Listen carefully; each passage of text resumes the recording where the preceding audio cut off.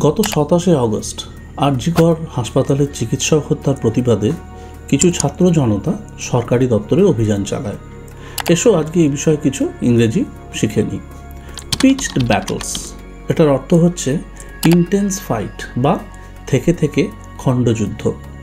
মার্চার্স engaged in pitched battles with police, অভিযানকারীরা পুলিশের সঙ্গে খণ্ডযুদ্ধে লিপ্ত হয়েছিল। স্টোন পেল্টিং মানে হচ্ছে দূর থেকে ঢিল ছোড়া বা পাথর নিক্ষেপ করা।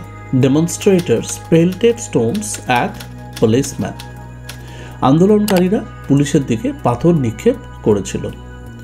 হাই হ্যান্ডেডনেস অর্থাৎ অ্যাক্টিং উইথ এক্সেসিভ অ্যারোগেন্স, অনমনীয় মনোভাব দেখানো।